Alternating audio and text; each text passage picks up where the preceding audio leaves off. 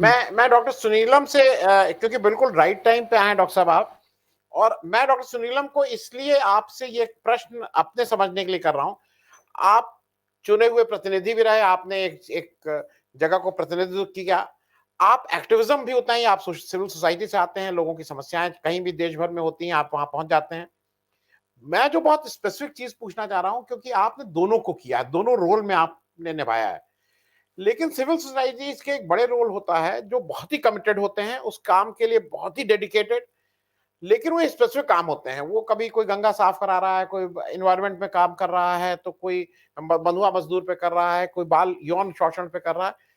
लेकिन जो चुना हुआ प्रतिनिधि होता है उसकी थोड़ी जिम्मेदारी अलग होती है। मैं कंपेयर नहीं कर रहा हूं, किसी को अच्छा बुरा नहीं, चुने हुए प्रतिनिधि को सुबह 5 बजे से अगले रात में 12-1 बजे तक, वो भैंस खो गई है से लेके, उसकी बीवी के साथ झगड़ा हुआ है उसको लेके, खेत का झगड़ा हुआ है, ये सारी चीजें आपको करनी होती हैं। तो मुझे ऐसा लगता है कि दोनों के मिजाज थोड़े से फर्क हैं। जो मानसी जी का कहना यह था कि सिविल सोसाइटी के लोगों को इसमें ज्यादा मौका देना चाहिए। मैं डॉक्टर सुनीलम आपसे एक बेसिक प्रश्न, वो तो आप जरा बता ही दीजिएगा बाद में कि उस सोसाइटी में उस दिन क्या बात हुई और उसका आगे दूरगामी, लेकिन उससे पहले जरा इसको भी एड्रेस करिए। दोनों के रोल थोड़े फर्क आपको नहीं लगते हैं, चुने हुए प्रतिनिधि और सोशल एक्टिविस्ट के? असल में रोल तो दोनों का एक ही है, कि जनता की आवाज उठाना, शासन और सरकार के सामने उठाना। अब कुछ लोग जो जो जनप्रतिनिधि हैं, मतलब वो लोग तो चुने ही इसलिए जाते हैं, विधानसभा, लोकसभा या अपने वार्ड के अंदर पार्षद बनते हैं, तो वो स्पेसिफिकली इसी बात के लिए वो चुने जाते हैं कि वो ध्यान आकर्षित करें। लेकिन जो लोग स्वयं को सिविल सोसाइटी का अंग बनाते हैं, वो लोग भी इसीलिए जो है स्वयं ये रोल को लेते हैं, क्योंकि वो एक जो पूरा सिस्टम है, सिस्टम को जो चलाने वाले लोग हैं, उनके सामने समाज की आवाज को रखना चाहते हैं और उन इश्यूज को सॉल्व कराना चाहते हैं। तो एक तरीके से अगर आप देखेंगे, लेकिन सिविल सोसाइटी के पास में इस तरीके का कोई मैंडेट नहीं होता, कोई चुनाव नहीं होता, लेकिन जो इलेक्टेड व्यक्ति है उसका चुनाव होता है कि हाँ ये एमएलए है, एमपी है, ये पार्षद है, उसमें कई लोग चुनाव लड़ते हैं एक क्षेत्र से, वो एक ही हो सकता है। एक मुल्ताई अगर है तो उससे एक ही विधायक होगा, एक वार्ड है तो उससे एक विधायक होगा, एक पूरा क्षेत्र है तो 15 लाख लोगों का एक ही प्रतिनिधि होगा जो वहां पर जाएगा, जो मेंबर ऑफ पार्लियामेंट कहलाएगा। सिविल सोसाइटी के अंदर ऐसा नहीं है। वो एक तरीके से वो एक्टिविस्ट है, वो खुद अपनी भूमिका तय करता है। अब दोनों के अंदर मूल तौर पर मुझे लगता है कि अंतर ये है कि जो लोग पॉलिटिक्स करते हैं वो पॉलिटिकल पार्टी के साथ जुड़े रहते हैं। पॉलिटिकल पार्टी का अपनी एक आइडियोलॉजी होती है, उसके अपने मुद्दे होते हैं और उसके अपने कमिटमेंट्स होते हैं। और फिर आपको मालूम है कि जो पॉलिटिकल पार्टीज हैं वो तो एक हाई कमांड के तौर पे काम करती हैं, तो उनको जो निर्णय दे दिया जाता है उसको फॉलो करना होता है।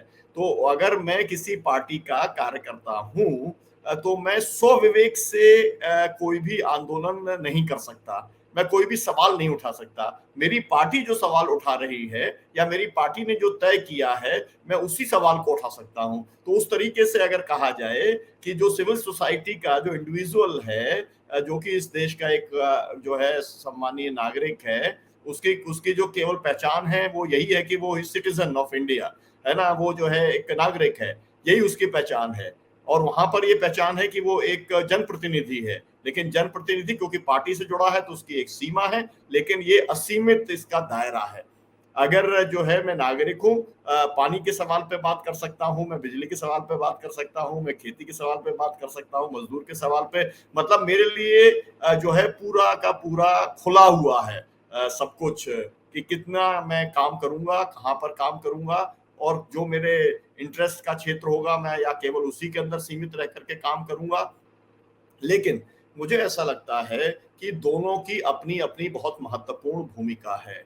सिविल सोसाइटी के बिना मैं किसी भी ऐसे जो है एक व्यवस्था की कल्पना नहीं करता जो व्यवस्था सबकी ओर ध्यान देगी।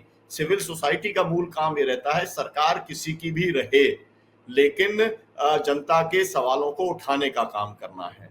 अब होता यह है कि जब आप पक्ष में हैं तो फिर आप जो है फिर सरकार के खिलाफ में बात करना बंद कर देते हैं। सभी लोग इस देश के अंदर लगभग जो ज्यादातर जो बड़ी पार्टियां हैं वो कभी सरकार में रह चुकी हैं, और वो सरकार में रहने के बाद में उन पार्टियों के लोगों उनका अगर हम चरित्र देखेंगे तो वो कभी भी अपनी सरकार से सवाल नहीं करते हैं, लेकिन जब वो विपक्ष में आ जाते हैं तो वो सवाल करते हैं। लेकिन सिविल सोसाइटी पक्ष से भी सवाल करती है और विपक्ष से भी सवाल करने का काम करती है। और इस समय तो अभी स्थिति बिल्कुल दूसरी हो गई है। इस समय देश में एक नई स्थिति बनी है जिसके अंदर जो है वो सवाल आवाज जितने किए जा रहे हैं वो विपक्ष से ही किए जा रहे हैं। विपक्ष को ही भ्रष्ट बताया जा रहा है, विपक्ष को ही परिवारवादी बताया जा रहा है, विपक्ष को ही जो है सबसे नालायक साबित करने का काम किया जा रहा है। अभी तक जो काम होता था, ये काम सब सत्तारूढ़ दल के लोगों के लिए होता था कि भाई ये परिवारवादी हैं, ये भ्रष्ट हैं और ये तानाशाह हैं, फलाना फलाना। लेकिन अब बिल्कुल ठीक जो काम करना चाहिए था वो काम अभी सरकार खुद ही कर रही है और सरकार की पार्टी करने का काम कर रही है। उन्होंने एक नई संस्कृति भी डेवलप की है और वो आपने जो नजरिया देखा है, मैं जरूर उसकी का उल्लेख करना चाहूंगा आनंद वर्धन जी, क्योंकि आप उत्तर प्रदेश से आते हैं और लखीमपुर खीरी आपसे बहुत ज्यादा दूर नहीं है।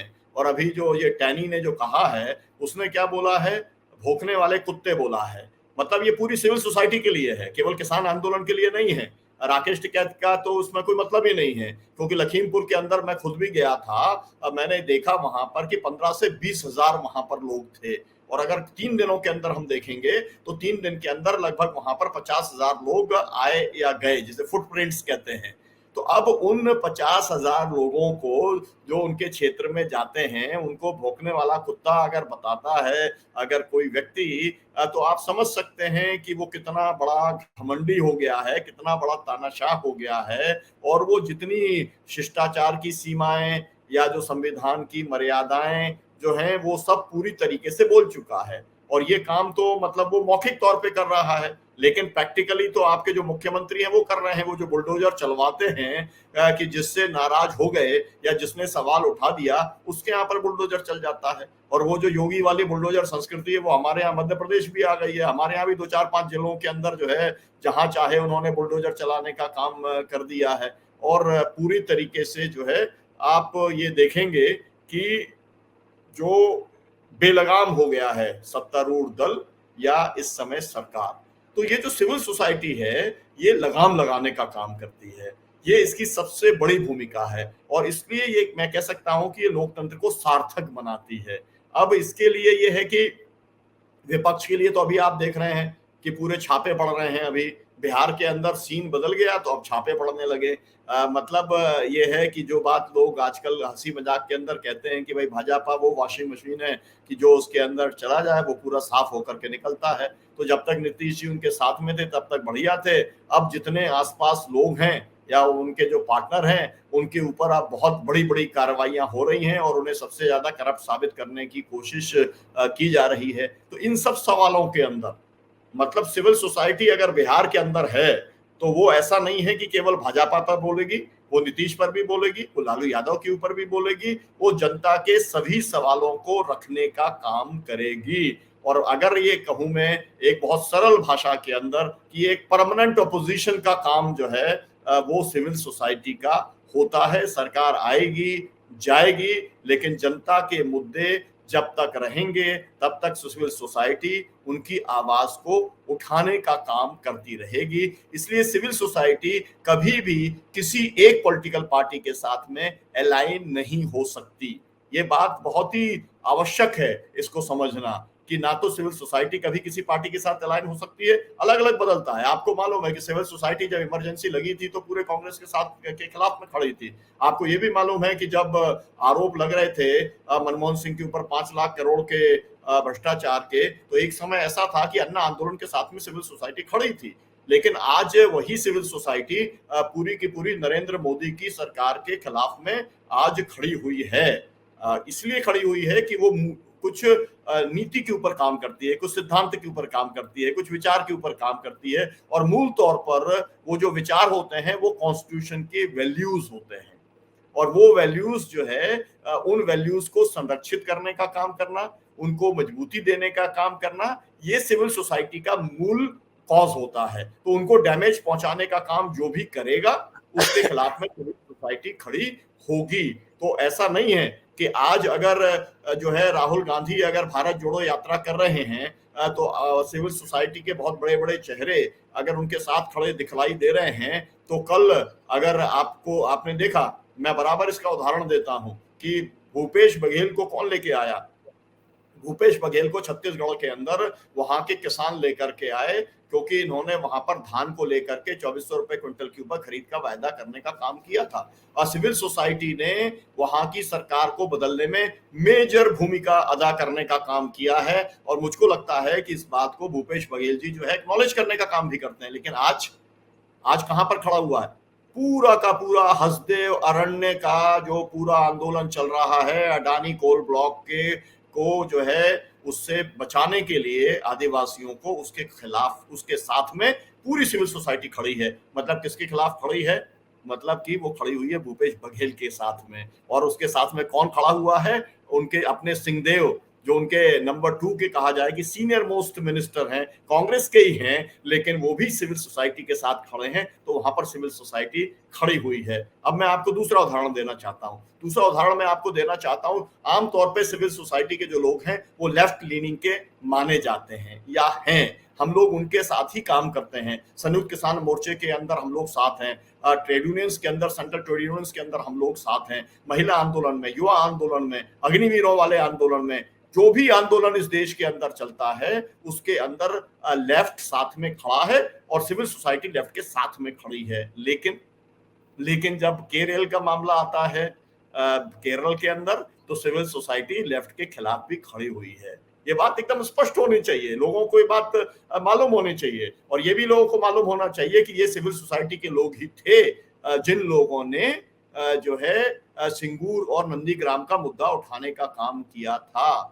जो एक बड़ा परिवर्तन हुआ बंगाल के अंदर, वो भी सिविल सोसाइटी का जिस तरीके का सपोर्ट बना उसके चलते वहां पर हुआ। ये बात साफ होनी चाहिए। और ये बात उतनी ही साफ है कि अगर ममता बनर्जी इस तरीके का कोई रिप्रेशन करती हैं और अगर इस तरीके के अडानी के साथ मिलकर के कोई प्रोजेक्ट लेके आने का काम करते हैं, तो पूरी सिविल सोसाइटी जो है वो ममता बनर्जी के खिलाफ भी खड़ी हुई आपको वैसी ही दिखलाई पड़ेगी जैसी कि वो उस समय लेफ्ट के साथ खड़ी थी। तो मैं ये कहना चाहता हूं कि, और यूपी का आपको कह रहा, आप तो इस बात को मुझसे कई गुना ज्यादा जानते हैं आनंद वर्धन जी, कि यूपी के चुनाव के अंदर योगी को हराने के लिए पूरी सिविल सोसाइटी ने अपनी पूरी ताकत जो है वो लगाने का काम किया और अखिलेश के साथ में लगाने का काम किया था, समाजवादी पार्टी के साथ में लगाने का काम किया था। तो हम लोग जो है किसी एक पार्टी के साथ में नहीं है, लेकिन जो है मैं डॉक्टर सुनीलम की बात नहीं कर रहा। डॉक्टर सुनीलम किसी पार्टी में हो सकता है, योगेंद्र यादव किसी पार्टी में हो सकते हैं, अरुणा रॉय किसी पार्टी में हो सकते हैं,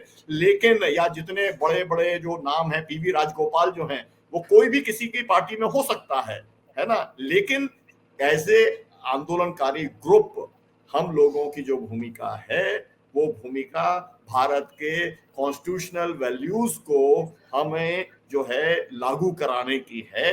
और इस समय देश की सबसे बड़ी जरूरत लोकतंत्र को बचाने की है, देश की सबसे बड़ी जरूरत संविधान को बचाने की है, और सिविल सोसाइटी उसके लिए ही खड़ा है, उसके साथ खड़ा है। और ये काम अगर वहां पर भारत जोड़ो की यात्रा के माध्यम से अगर राहुल गांधी कर रहे हैं तो वहां पर भी आपको वैसे ही दिखलाई देगा। लेकिन यही काम कल आपके यहाँ पर अगर अखिलेश यादव जी आपको करते हुए दिखलाई देंगे तो वहां पर भी दिखलाई पड़ेगा। लेफ्ट के साथ में पूरे देश के अंदर आपको सिविल सोसाइटी के लोग दिखलाई पड़ते हैं, और लालू जी के साथ में ये जो पूरा नया अलायंस है उसके साथ भी दिखलाई पड़ेंगे। लेकिन जो उनकी नीति अगर गलत होगी, वहां पर अगर लाठीचार्ज होगा, वहां पर किसी एडीएम के द्वारा जिस तरीके से वहां पर किया गया, अगर बिहार के अंदर होगा तो भले ही सरकार बनी रहे और हम सरकार के प्रति एक किस्म का जो है सॉफ्ट कॉर्नर भी हो, लेकिन पूरी की पूरी सिविल सोसाइटी आंदोलनकारियों के साथ में खड़ी दिखलाई देगी। वो किसी लेवल के ऊपर कंप्रोमाइज करने का काम नहीं करेगी। तो मुझे ऐसा लगता है कि ये जो सिविल सोसाइटी है वो सिविल सोसाइटी समाज के उन लोगों का प्रतिनिधित्व करती है जिन लोगों को न्याय की जरूरत है, जिन लोगों को समानता की जरूरत है, जिन लोगों को लोकतंत्र से वंचित किया जा रहा है, जिन लोगों को अपना हिस्सा इस राष्ट्रीय संपत्ति का या राष्ट्रीय संसाधनों का नहीं मिलता, उनके साथ में सिविल सोसाइटी पहले भी खड़ी थी आज भी खड़ी है और आगे भी खड़ी रहेगी। इस बारे में कोई भ्रम नहीं होना चाहिए कि 4-6 लोग या 100 लोग कहीं चले गए तो कहीं पर सिविल सोसाइटी एक जगह पर हो गई। ये बात मैं ठीक है, स्पष्ट करना ठीक चाहता है, हूँ। ठीक है।